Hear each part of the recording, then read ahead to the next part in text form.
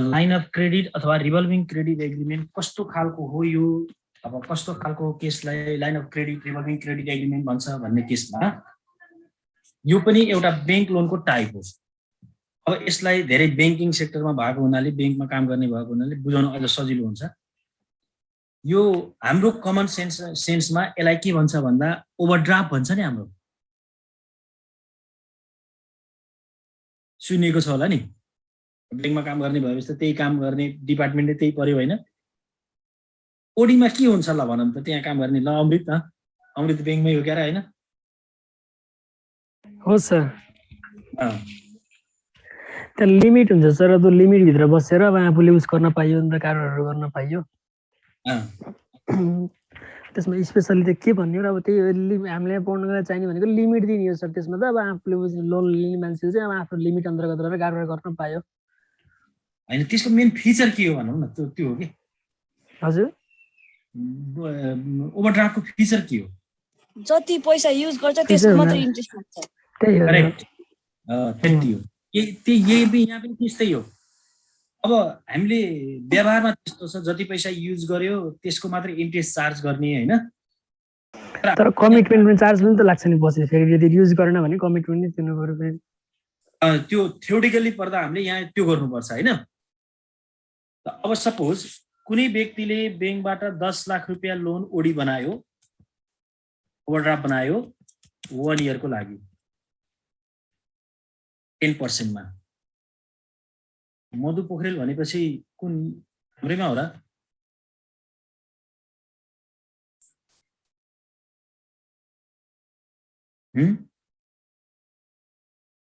हाम्रोमा हो। ए ल एडमिट गरेँ कि मैले, अरूको हो कि भनेर। अब सपोज 10% इन्ट्रेस्ट रेट छ,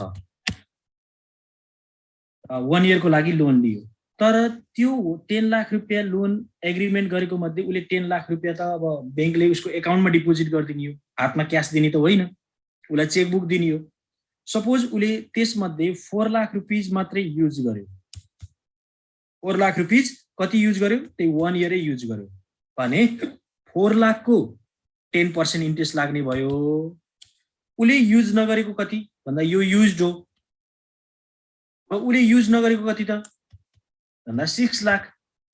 6 लाखमा इन्ट्रेस्ट हुँदैन, इन्ट्रेस्ट लाग्दैन। तर के लाग्छ त भन्दा एउटा फाइन, जसलाई हामीले पेनाल्टी भन्छौँ, कमिटमेन्ट चार्ज हो। किन भन्दा उसले एग्रिमेन्ट गरेको त 10 लाख लैजान्छु भनेर एग्रिमेन्ट गरेको मध्ये त बैंकलाई त उसले घाटा लगाइदियो नि त। बैंकलाई जम्मा 4 लाखको ब्याज लिनेमा उसले 4 लाखको एग्रिमेन्ट गरेको भए हुन्थ्यो, त्यस्तो नचाहिने भएको भए। तर उसले के गरिदियो? एग्रिमेन्ट 10 लाखको गर्यो, तर पैसा लयो 4 लाख भने बैंकले त्यो पैसा प्रयोग नगरे बापत उसलाई सर्टेड पेनाल्टी लगाउँछ, जुन पेनाल्टीलाई हामीले कमिटमेन्ट फी भन्छौँ। उसको कमिटमेन्ट त 10 लाखको हो नि त। त्यो कमिटमेन्ट फुलफिल नगरेको कारणले गर्दा उसलाई केही हर्जना अथवा केही फाइन, त्यो फाइन भनेको नोमिनल हुन्छ, 1.5 देखि 2% सम्म म्याक्सिमम त्यो फाइन लगाउँछ। अब हाम्रो केसमा त तर यहाँ नेप्लिज बैंकहरूले कमिटमेन्ट फीको फाइन लगाउँछन् र?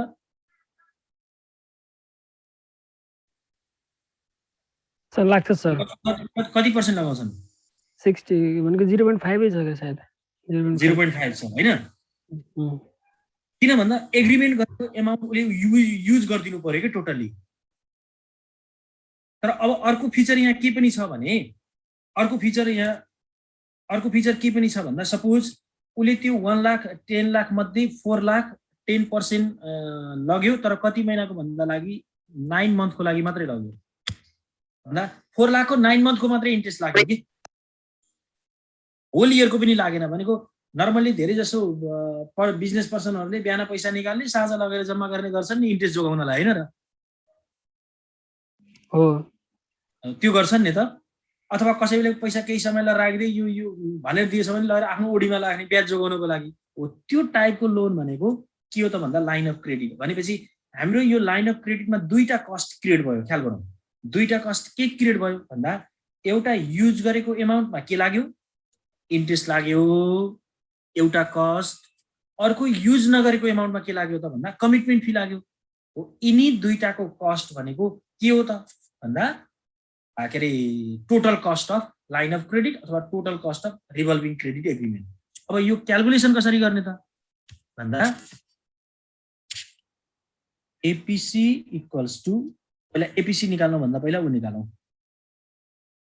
इन्ट्रेस्ट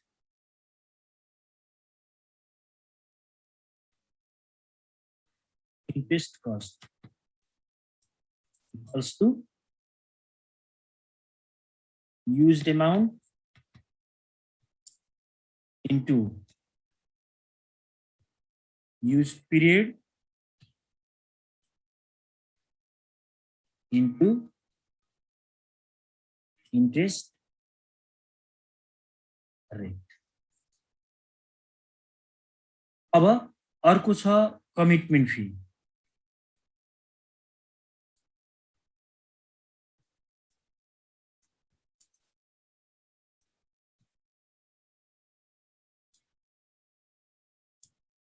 कमिटमेन्ट फीमा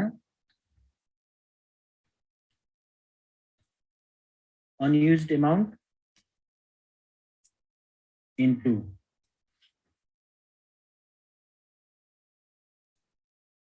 unused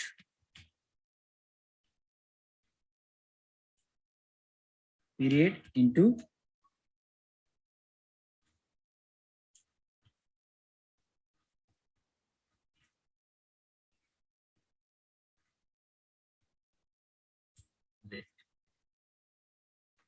अब total cost equals to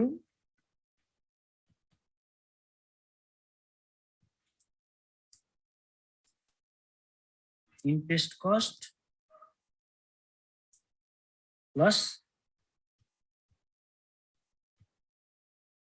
commitment fee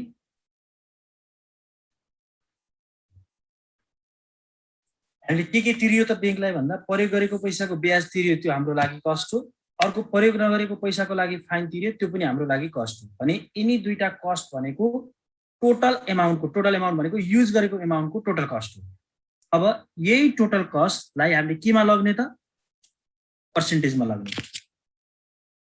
APC equals to total cost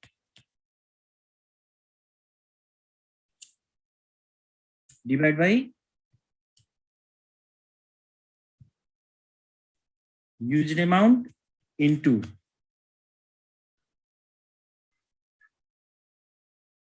days in a year upon used यसलाई हामीले केमा कन्भर्ट गरेको त भन्दा एनुअलमा कन्भर्ट गरेको यो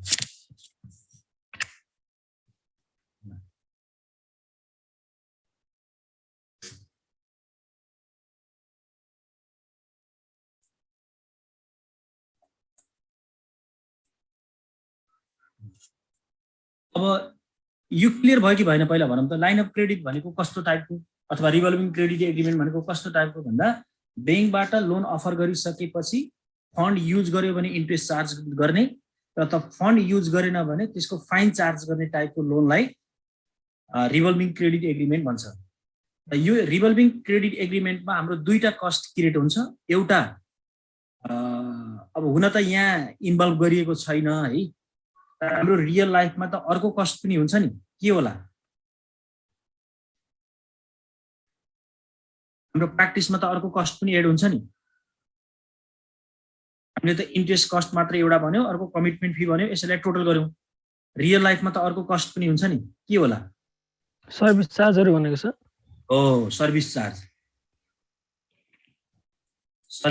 यो त इयरली हुन्छ हुँदैन र हो एकचोटी सर्भिस चार्ज पनि एड गर्नु पर्यो अरु के खर्च गरेको छ त्यो सबै जोड्नु पर्यो के यसमा तर नर्मली हाम्रो रियल लाइफमा भनेको यो सर्भिस चार्ज पनि एड हुन्छ तर हाम्रो यो थ्योरेटिकली चाहिँ सर्भिस चार्जलाई यहाँ के गरेको छैन इन्क्लुड गरिएको छैन ल अब अर्को छ नम्बर 4 होला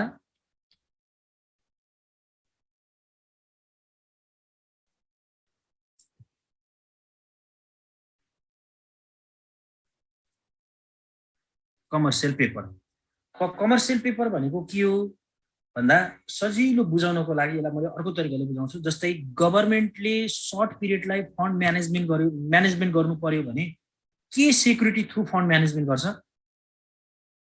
सर्ट पिरियडको लागि ट्रेजरी बिल। त्यस्तै चाहिँ प्राइभेट अर्गनाइजेसनहरूले अथवा पब्लिक कम्पनीहरूले सर्ट पिरियडको लागि फन्ड म्यानेजमेन्ट गर्नु पर्यो भने कमर्सियल पेपर हो। गभर्नमेन्टको लागि ट्रेजरी बिल भए जस्तै पब्लिक कम्पनीहरूको लागि अथवा जसले सेयर इस्यु गर्छ ती फर्महरूको लागि कमर्सियल पेपर भनेको गभर्नमेन्टको ट्रेजरी बिल भने जस्तै हो। अब यो कमर्सियल पेपर दुईटा कन्डिसनमा इस्यु हुन्छ। दुईटा कन्डिसन केमा इस्यु हुन्छ भन्ने केसमा एउटा कन्डिसन हुन्छ विथ डिस्काउन्ट भनेको फिक्स्ड इन्ट्रेस्ट रेट मेन्सन गरेर इस्यु हुन्छ। एउटा इन्ट्रेस्ट रेट मेन्सन नगरिकन इस्यु हुन्छ।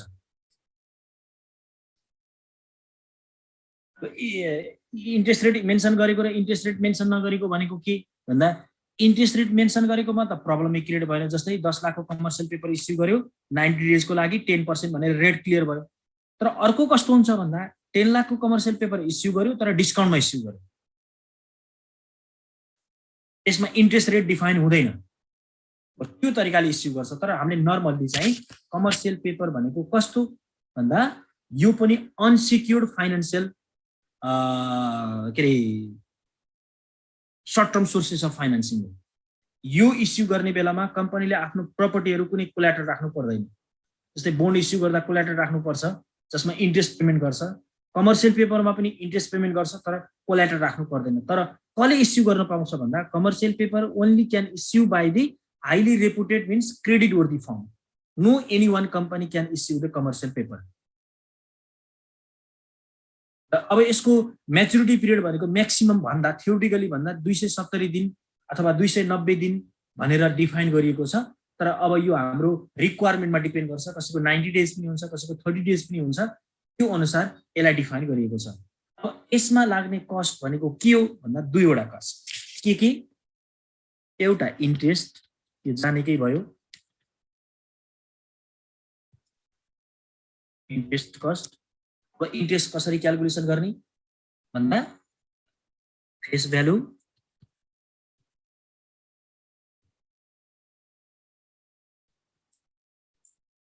इन्टु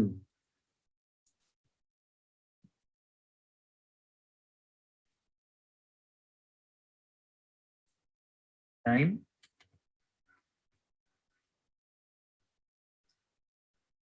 इन्टु इन्ट्रेस्ट क्याल्कुलेसन भयो। अर्को भनेको प्लेसमेन्ट कस्ट भन्छ।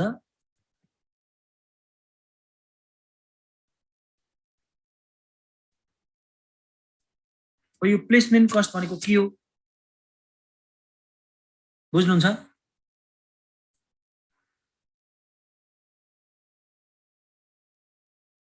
प्लेसमेन्ट कस्ट भनेको कमर्सियल पेपर इस्यु गर्दा जुन ब्रोकरिङ गर्ने इन्स्टिट्युसन छ, जुन अन्डरराइटिङ गर्ने इन्स्टिट्युसन छ, उसलाई पे गरेको कस्ट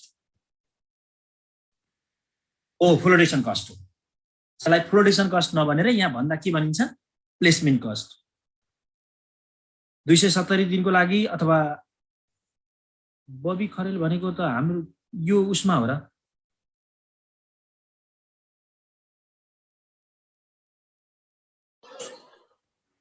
सेकेन्ड सेमको नाम हो सर। सेकेन्ड सेम हो फेरि यहाँ एडमिट हुनु खोजेछ त कहाँ ल। प्लेसमेन्ट कस्ट भनेको अन्डरराइटिङ कस्ट अथवा फ्लोटेसन कस्ट अथवा ब्रोकरिङ कस्ट भनेको यसलाई भन्दा अर्को तरिकाले भन्दा के भनौँ इस्युइङ कस्ट भनौँ न। Issuing cost of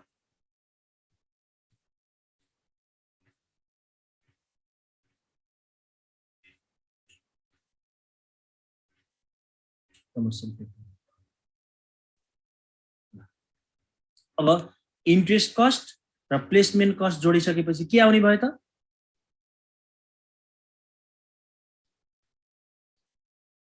total cost भित्र के परे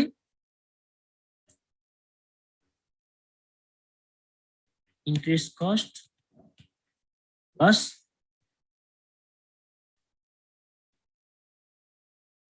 प्लेसमेन्ट र अब यसको एनुअल पर्सेन्टेज कस्ट कसरी निकाल्ने भन्दा total cost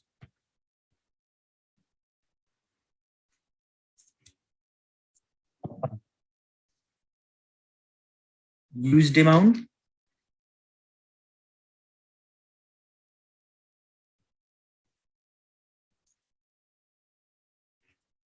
into days in a year upon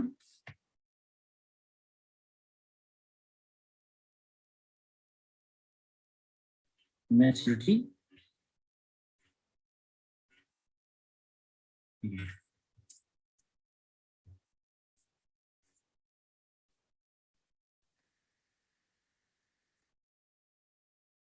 interest rate त परिणाम हुन्छ, रेट परिणाम हुन्छ, तर अब हामीले इन्ट्रेस्ट निकाल्ने बेलामा त जस्तो 290 डेज भन्यो, 290 डेजको 10% त हुँदैन नि त, 10% त एनुअल हो, हामीले 290 डेजको निकाल्नु पर्यो के। त्यही भएर त अगाडि यहाँ हेरौँ न, इन्ट्रेस्ट निकाल्दा फेस भ्यालु कतिको हो इन्टु कति टाइम पिरियडको हो इन्टु रेट।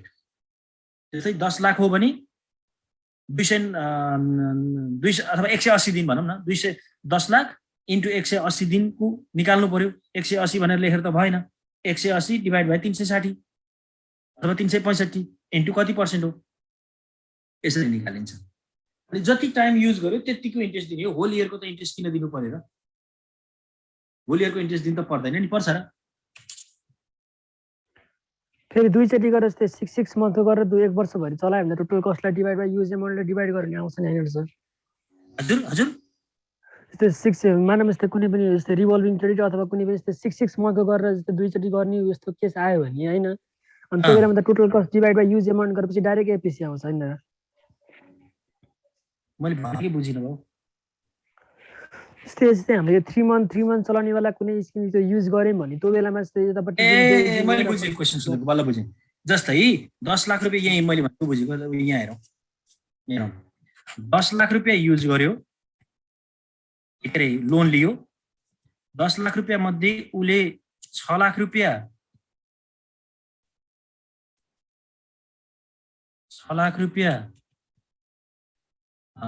8 महिना मात्रै चलायो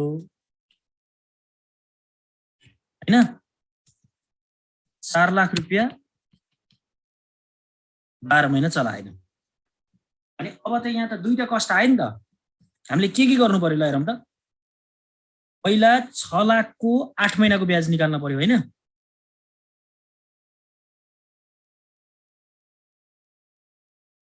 मैले कमर्सियल पे के अरे रिभल्भिङबाट बुझाउँदैछु है। 6 लाख रुपियाँ 8 मात्रै निकाल्न पर्यो हैन।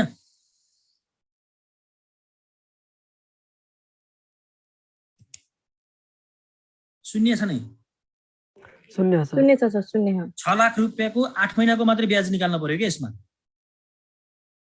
तर 4 लाखको त 12 महिनाको निकाल्न पर्यो। अब अर्को कन्डिसन फेरि 6 लाखको 4 महिनाको पनि अनयुजको निकाल्नु पर्यो के।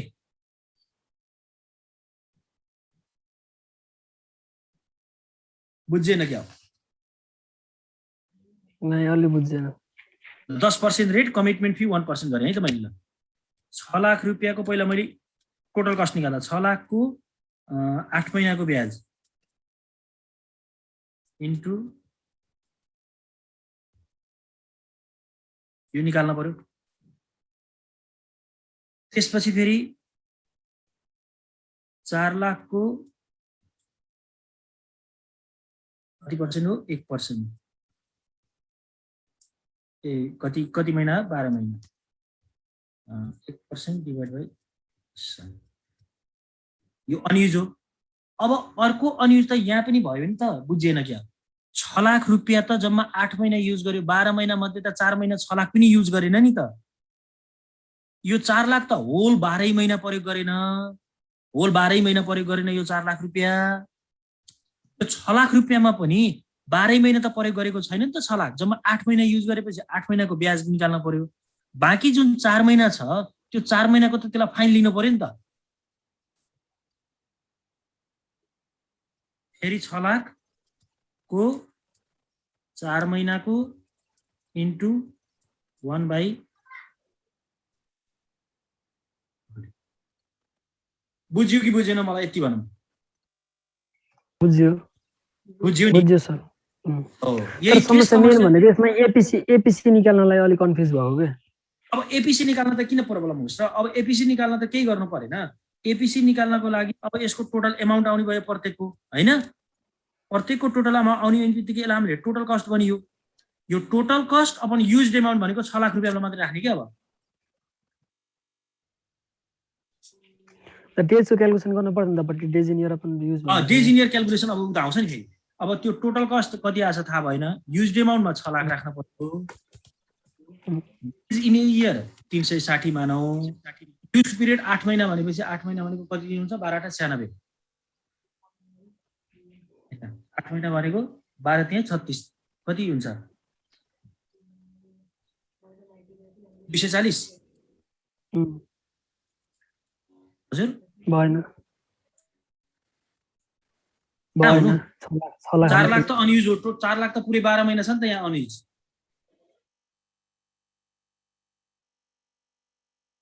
अब यहाँ यो निकालौँ कति ब्याज आउँछ यो मैले हिसाब गरिने यहाँ टोटल कस्ट मात्रै लेखेँ यहाँ भ्यालु राख्ने बेलामा टोटल कस्ट यहाँ आएको भ्यालु युज गरेको जम्मा 6 लाख हो 360 दिन वर्षभरिमा हामीले प्रयोग गरेको 240 दिन मात्र यो 6 लाख रुपैयाँ मन्थमा राख्ने हो भने अब यहाँ 12 डिभाइड बाइ 8 गर्नु पर्यो मन्थमा राख्नेले आखिरमा उही आउने हो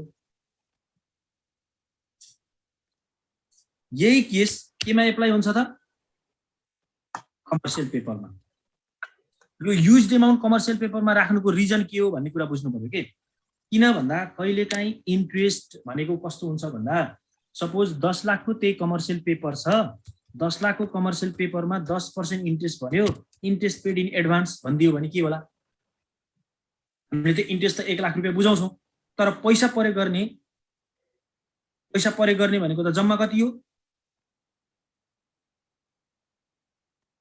भनौँ त यसमा हामीले युज गरेको एमाउन्ट कति हो 6 लाख 6 लाख होइन यो अहिले अर्को क्वेसन दिएछु कि मैले यहाँ 9 लाख 9 लाख रुपैयाँ हो नि जम्मा युज गर्ने त होइन र हजुर एडभान्समा दियो 10% ब्याज एडभान्समा दियो भनेको चाहिँ 1 लाख रुपैयाँ ब्याज हुन्छ 1 लाख रुपैयाँ ब्याज मध्ये हामीले प्रयोग गर्ने भनेको त जम्मा 9 लाख हो त्यसकारण युज्ड एमाउन्ट यहाँ 9 लाख राख्नु पर्यो के टोटल कस्टमा इन्ट्रेस्ट 1 लाख त्यसपछि अर्को प्लेसमेन्ट छ भने प्लेसमेन्ट जोड्ने अब days in year maturity period हो यहाँसम्मको पार्ट यो नर्मल्ली ब्याङ्कसँग रिलेटेड पार्टहरू आयो अब यसपछि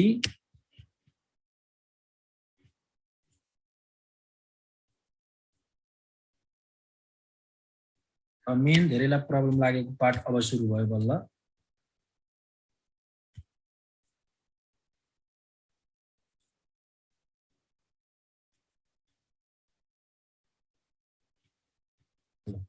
अब यसपछि आउँछ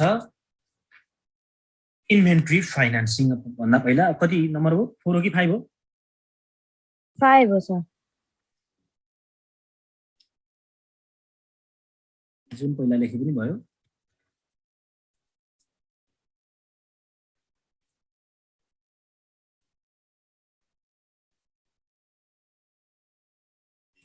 अक्षर त बुझिए हान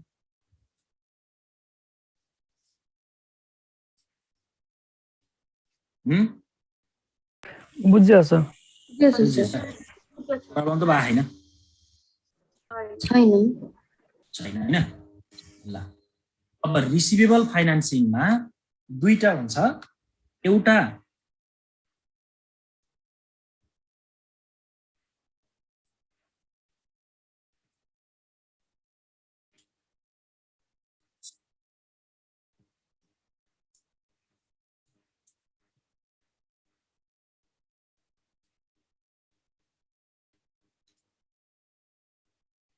पहिला यही पार्ट क्लियर गरौँ त्यसपछि अर्कोमा जाउँ पेजिङ अफ रिसिभेबल भनेको के भन्दा अहिलेसम्म हामीले लोन खाली ब्याङ्कबाट या उधारो किन्ने भन्ने तरिकाले गर्यौं अब अर्को लोन भनेको रिसिभेबल फाइनान्सिङ भनेको रिसिभेबल भनेको के भन्दा क्रेडिटमा सेल्स गरिसकेपछि लिनुपर्ने पैसालाई हामीले भन्दा रिसिभेबल भन्छौँ क्रेडिट सेल्सबाट क्रिएट भएको एमाउन्ट अब रिसिभेबलबाट जति पैसा हामीले कलेक्सन गर्छौं कलेक्सन गर्ने भनेर उधारोमा बिक्री गरेका छौं त्यो त एउटा हामीले बिल बनाएका हुन्छौं अथवा लेजर बनाएका हुन्छौं हो। अब हामीले लिनुपर्ने पार्टीको एमाउन्टलाई धितो राखेर भनेको लिनुपर्ने जुन बिलहरू छ त्यो पैसालाई धितो राखेर यदि बैंकबाट हामीले लोन लिन्छौँ भने त्यसलाई भन्छ प्लेजिङ अफ रिसिभेबल।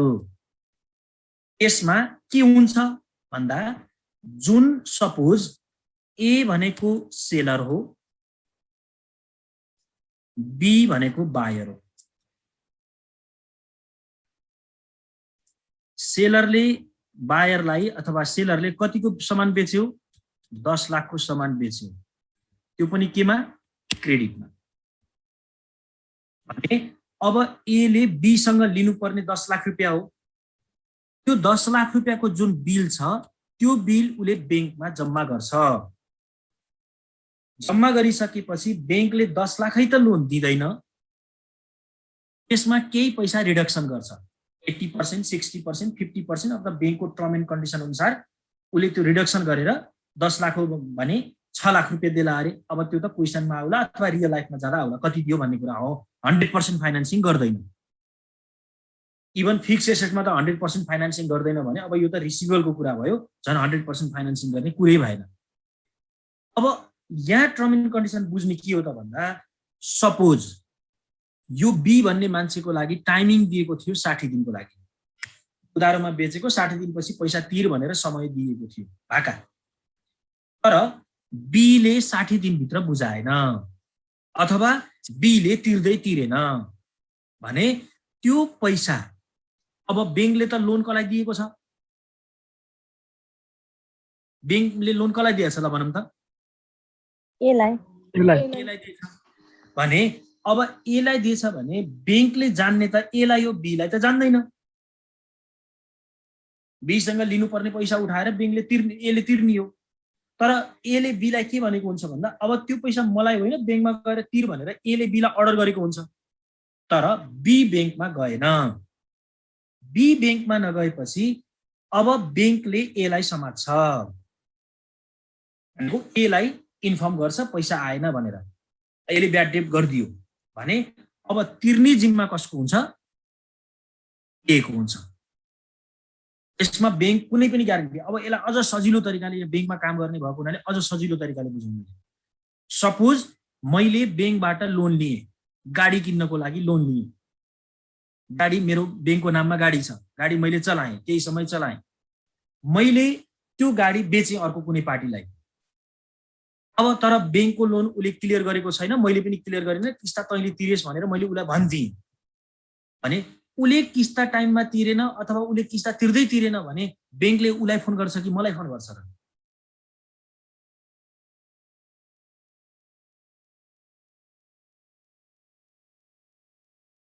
त्यो त हजुरलाई समस्या। मलाई फोन गर्छ। अब त्यसपछि मैले एलाई भन्छु नि तपाईँलाई किस्ता तिर टाइममा तिर, बैंकले मलाई फोन गरेको थियो किन तिरिनस् भनेर मैले अब एसँग भन्छु नि त।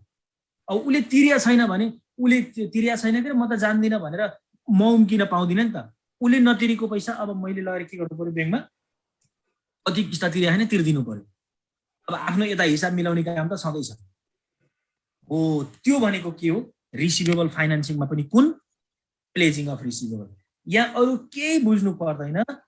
त्यो जुन बिलको एमाउन्टमा रेस्पोन्सिबिलिटी कसको हुन्छ भन्ने केसमा रेस्पोन्सिबिलिटी अन जुन ड्यू एमाउन्ट कलेक्सन गर्ने रेस्पोन्सिबिलिटी बोरोवरको हो कि लेन्डरको हो? भनौँ त। लेन्डरको बोरोवरको।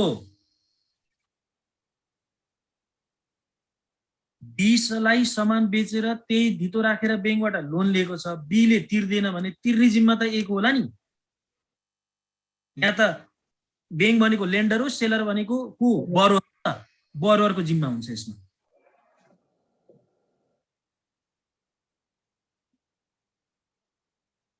बुझ्यो कि बुझेन पहिला यति भनौँ? बुझ्यो सर। बुझेछ? नबुझेको ठाउँमा भनौँ है। यसैको हाम्रो एउटा क्यालकुलेसन गर्दा यसमा बैंकलाई अघि मैले भने 100% फाइनान्सिङ गर्दैन। त्यसो भए 100% फाइनान्सिङ नगरेपछि हामीले कति पैसा पाइयो त भनेर कसरी निकाल्ने त भन्दा अब यहाँ निकाल्ने नेट एमाउन्ट रिसिभ कसरी निकाल्ने त भन्दा नेट एमाउन्ट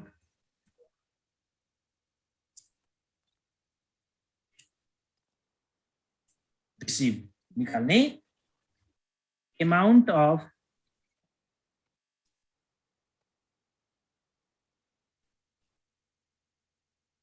टोटल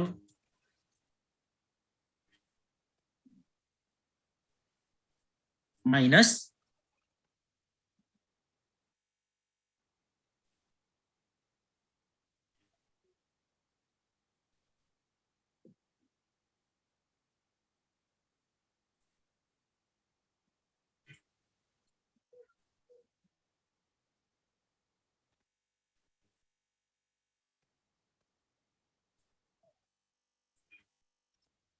यो भनेको के हो भन्ने क्लियर हुनु पर्यो नि त। फेरि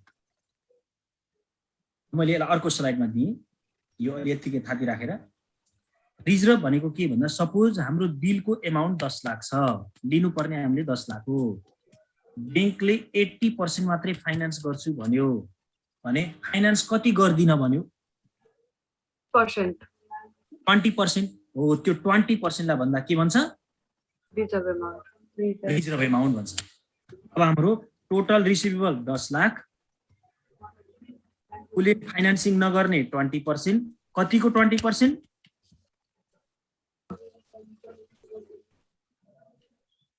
10 लाख। यहाँ कति भयो?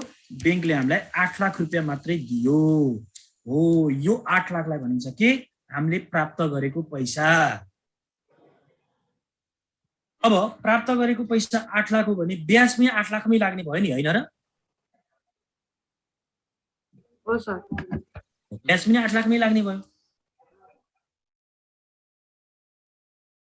होइन? इन्ट्रेस्ट पनि मैले लेखिदिएँ कि के गरेँ? लेख्नु भएन सर। लेखेको छैन, होइन?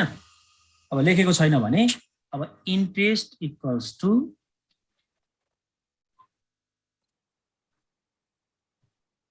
नेट एमाउन्ट रिसिभ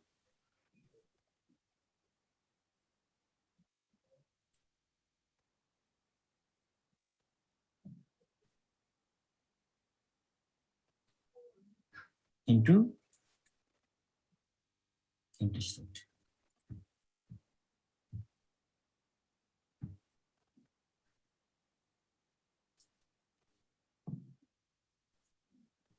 अब यो त भयो रुपिसमा निकालियो, होइन? अब त यसलाई हामीले केमा लैजानु पर्यो? एपिसीमा लैजानु पर्यो। एपिसीमा लैजाँदा इन्ट्रेस्ट भनेको कस्ट हो, टोटल कस्ट भने पनि हुन्छ, इन्ट्रेस्ट कस्ट भने पनि हुन्छ, अरू कस्ट भयो भने कहिले काहीँ लेख्नुपर्छ। Total cost upon net receive amount into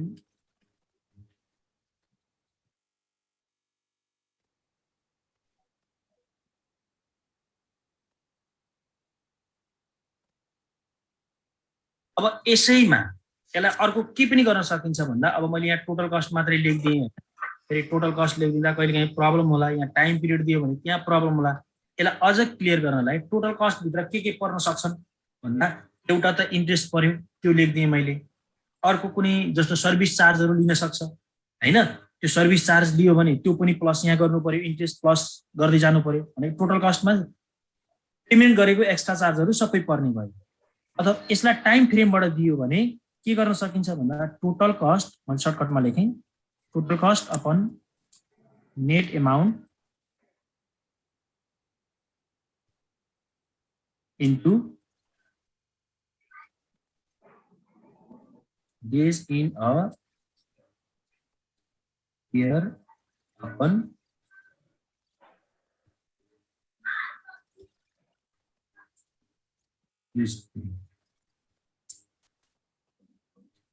यो फर्स्ट कुन कन्डिसनमा, सेकेन्ड कुन कन्डिसनमा भन्दा यदि फर्स्टको कन्डिसन 1 इयरको केस छ भने, होल इयर युज गरेको छ भने यो तलको गर्नु परेन।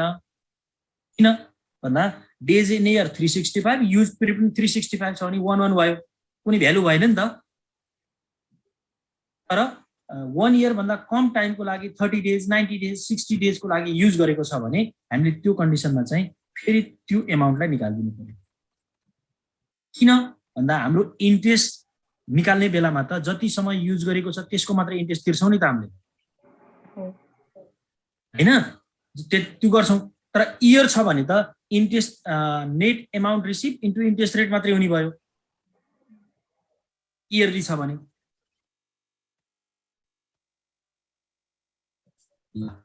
यो पार्ट।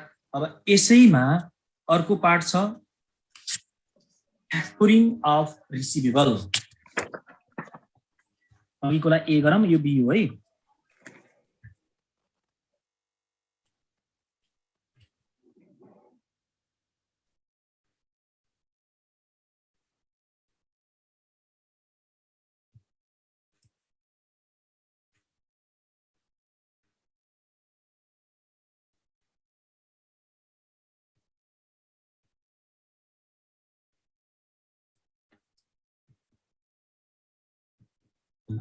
फ्याक्टोरिङ of receivable.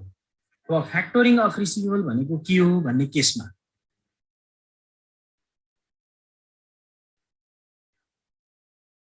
प्रकृति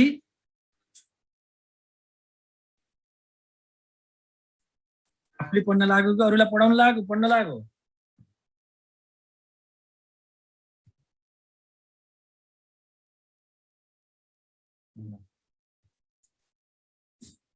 अघिको केसमा बाटै जाउँ। अब म यहाँ मीरा भन्ने पनि थर्ड सेममै हो।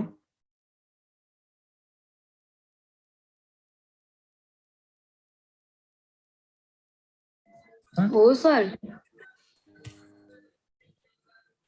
ल अब फ्याक्टोरिङ अफ रिसिभेबलमा यहाँ मेन जानुपर्ने के छ भन्दा जस्तै सपोज अघिकै एक्जाम्पलबाट म क्रिएट गरिदिन्छु। 10 लाख रुपियाँ हामीले लिनुपर्ने पैसा, पार्टी इन्भल्भ को छ भन्दा ए सेलर,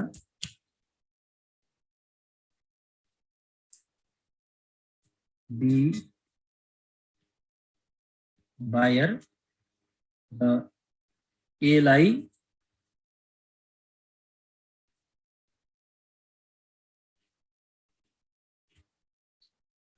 कसले दियो त भन्दा ब्याङ्कले दियो। निरा त्यहाँ त्यो व्हाइट बोर्डमा स्क्रैच नगरिदिनु, अहिले बच्चाहरूले चलाइरहेछ क्या।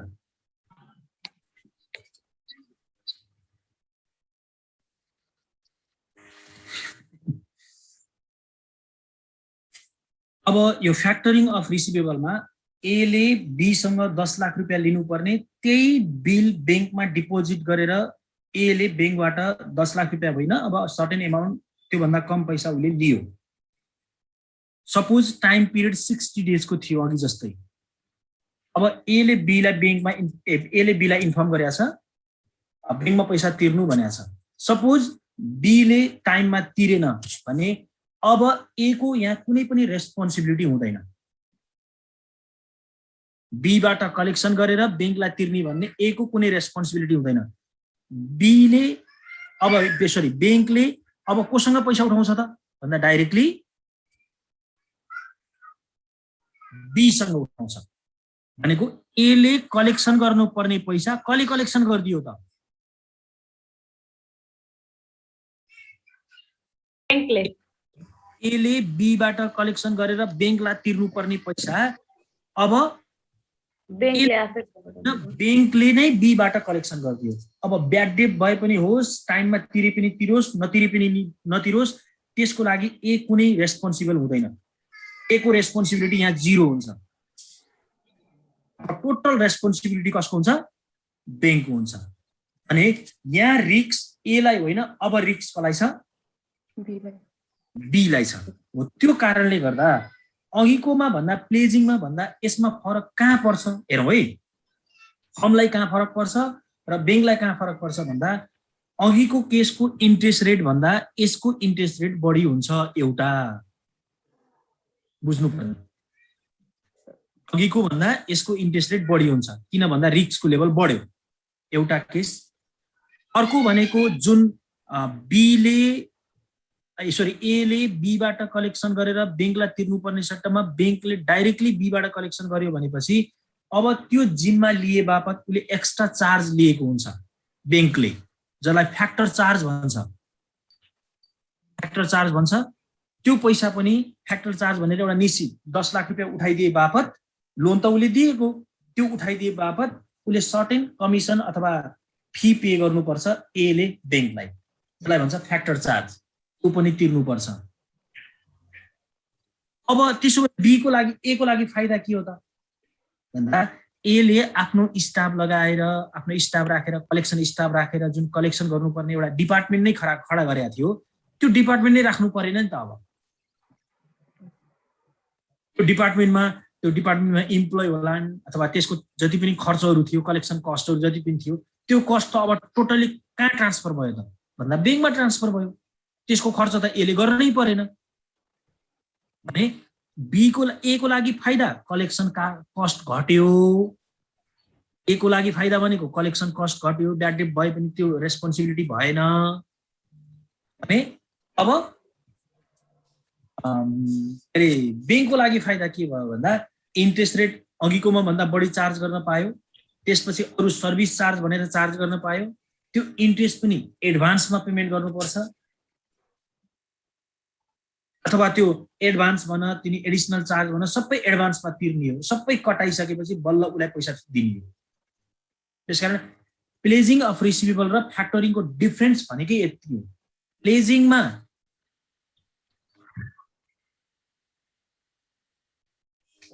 100% नै उठाइदिन्छ उसैले, 100% नै उठाइ सुन्नु म तिमी बुझेनौ क्या अझै 10 लाख रुपियाँ लिनुपर्नेमा 10 लाख रुपियाँ मध्ये उसले फाइनान्सिङ गरेको त जम्मा 8 लाख हो हैन, 8 लाख रुपियाँ हो। उसले त आफ्नो 8 लाख रुपियाँ मात्रै उठाउन खोज्छ होइन, उसले उठाइदिन्छ 10 लाख नै। 10 लाख रुपियाँ मध्ये आफ्नो पैसा कटाएर बाँकी पैसा उसैलाई रिटर्न दिने।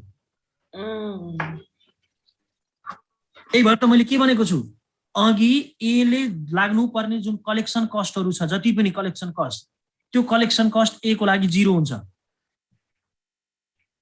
स्टाफ राख्नु पर्ला, पैसा उठाउनको लागि उसलाई भत्ता दिनु पर्ला, त्यो ट्रान्सपोर्टेसन भन्यो खाजा खर्च भन्यो त्यो केही पनि गर्नु पर्दैन, त्यो काम सबै कसले गरिदिन्छ अब ब्याङ्कले गरिदिनु भयो। ब्याङ्कले आफ्नो पैसा रिकभर गरेर बचेको पैसा उसलाई फिर्ता गर्छ। अब सपोज उसले पैसै तिरेन, कुनै पनि पैसा तिरेन भने त अब 2 लाख त उसको घाटा गयो, त्यो जुन ए को 2 लाख घाटा गयो हैन। अब ब्याङ्कलाई 8 लाख रुपियाँ घाटा लाग्यो, बुझेनौ? एकचोटि फेरि भनिदिनु सर। केमा बुझिनौ ल भन न, पहिला कहाँनिर बुझिनौ?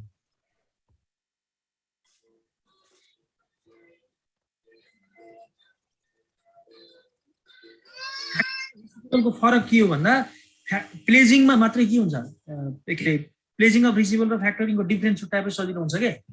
प्लेजिङमा जुन बिल धितो राखेको छ, जुन पैसा उठाउनु पर्ने छ त्यो उठाउने पैसा ब्याङ्कको जिम्मामा हुँदैन, जसले उधारमा बेचेको उसैले उठाउँछ। तर फ्याक्टरिङमा के हुन्छ भन्दा त्यो पैसा ब्याङ्कमा डिपोजिट, त्यो बिल सकेपछि अब त्यो रेस्पोन्सिबिलिटी उधारो जसले बेचेको छ उसको होइन कि अब ब्याङ्क हुन्छ, त्यति मात्रै फरक। यहाँ अघि दिएको एक्जाम्पलमा 10 लाख रुपियाँको सामान एले बीलाई बेचेको थियो, एले ब्याङ्कबाट त्यही डिपोजिट राखेर 8 लाख रुपियाँ लोन लिएको थियो भने नर्मल कन्डिसनमा त अब एले बीसँग पैसा उठाएर त्यहाँबाट ब्याङ्कलाई बीलाई दिने हो अघिको केसमा।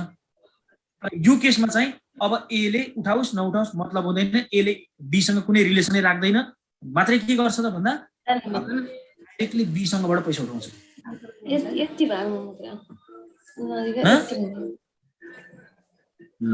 अब यो कसरी निकालिन्छ त भन्ने केसमा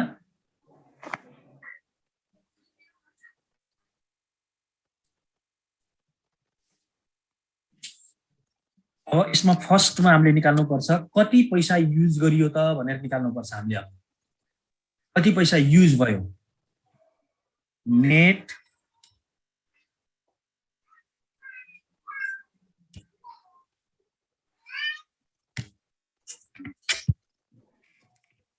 अब यसलाई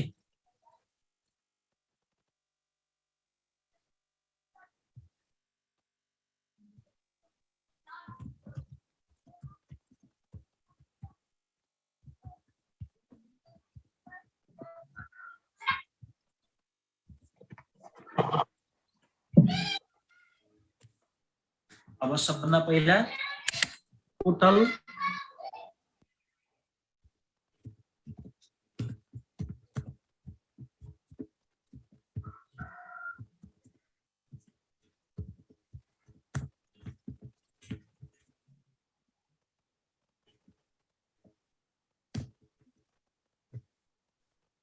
अब यसमा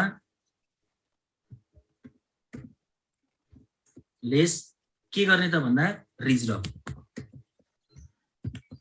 भनेको के हो अघि मैले बताइसकेको छु हैन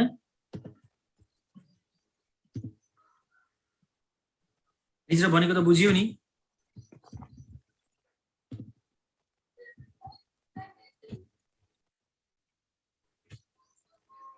त्यसपछि अर्को लेस के हुन्छ फेरि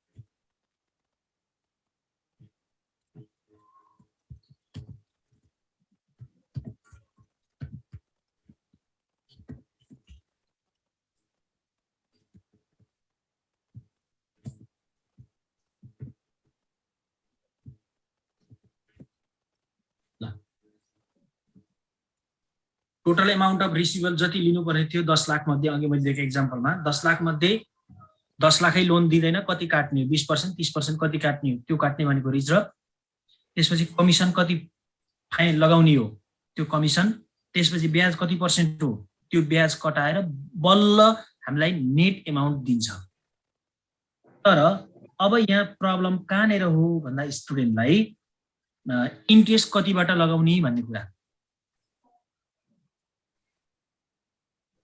इन्ट्रेस्ट कतिबाट चार्ज गर्ने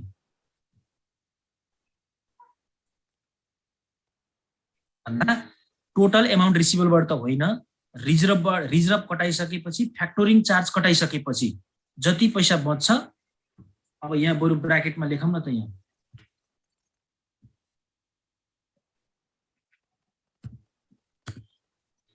यहाँ ब्राकेटमा के लेखौँ भन्दा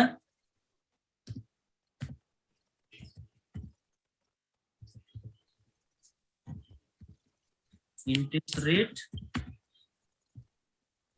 into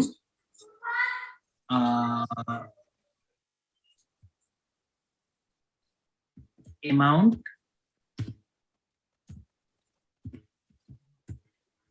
after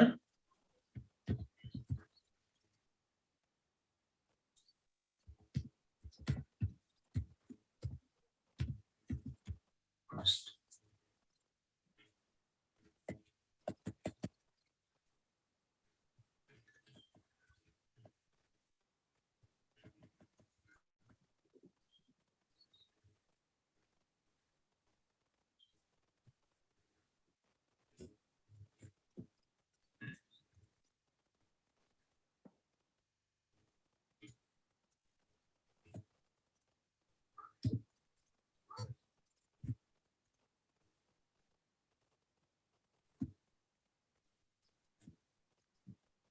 बुझियो न यो भनेको अब यसपछि यसको टोटल कस्ट निकाल्न पर्यो अब रिजर्भ पनि हुँदैन सर रिजर्भ त आफ्टर भनेपछि त पहिला रिजर्भ घटाइसकेपछि त फ्याक्टरिङ कस्ट पनि घटाइसकेको छ नि त ए ल मैले पहिला त्यो माथि घटाएको हुनाले आफ्टर फ्याक्टरिङ भनेपछि त्यो रिजर्भ त्यसैमा पर्यो भनेर हो के बुझिएन बुझ्यो सर बुझ्यो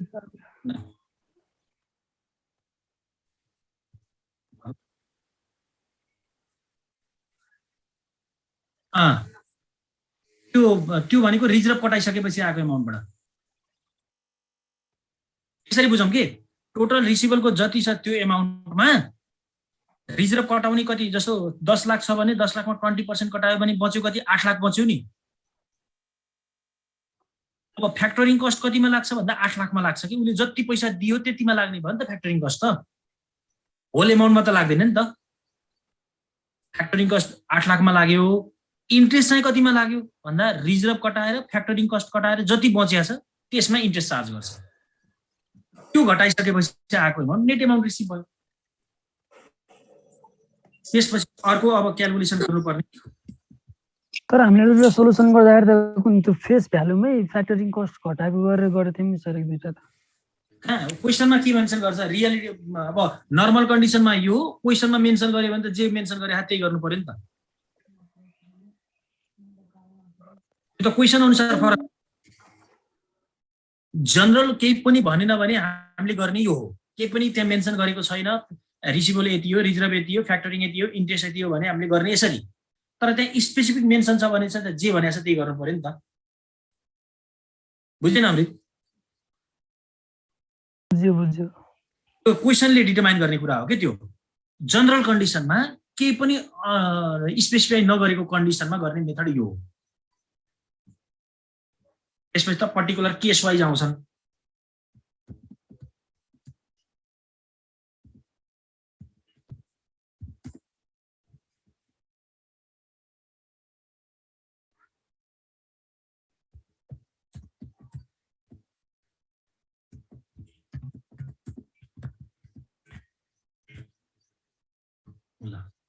अब कस्ट के हुन् त भन्दा हाम्रो एउटा इन्ट्रेस्ट कस्ट,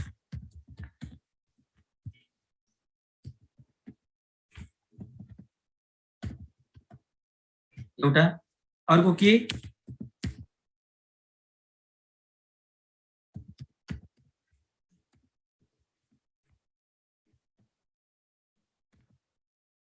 ट्रेनिङ कस्ट एउटा। अब यसपछि हामीले तिरेको भनेको यिनी दुईटा हो, एउटा ब्याज तिरियो एउटा फ्याक्टरिङ कस्ट तिरियो, अरु त केही तिरिएको छैन। अघि मैले एउटा बताएको थिएँ हाम्रो लागि फाइदा के हो त, न लेस रिडक्सन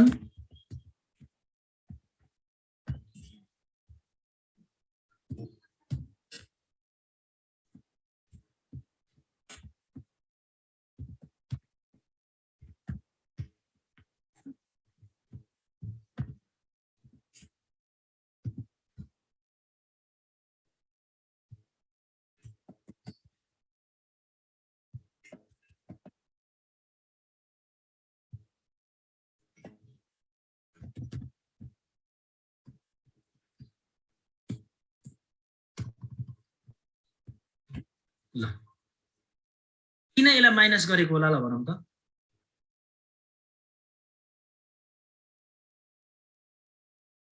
ब्याङ्कले नै उठाइदिनु भयो नि त यो त। त्यही हो किन भन्दा हामीले ब्याज तिरियो फ्याक्टरिङ तिरियो तर हाम्रो लागि फाइदा हाम्रो खर्च घटेको पनि छ नि त। त्यो घटेपछि त हाम्रो सेभिङ जस्तो भयो। त्यो कारणले गर्दा यो एमाउन्टलाई यहाँ घटाएको। अब यो त भयो हामीले कति पैसा युज गरियो र कति खर्च लाग्यो। अब यो सेकेन्ड पार्टलाई फर्स्ट पार्टले डिभाइड गर्ने जसलाई भन्छ annual percentage cost.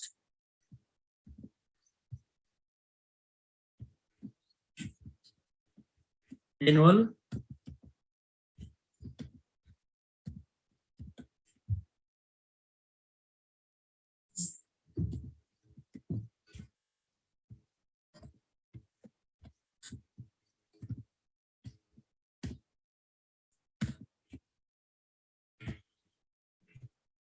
Annual percentage कसरी निकाल्ने भर्खर हामीले माथि निकालेका छौँ। टोटल एनुअल कस्ट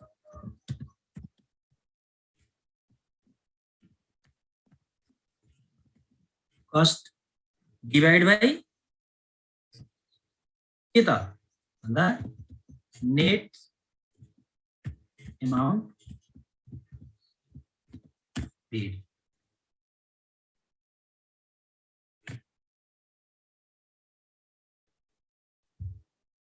भयो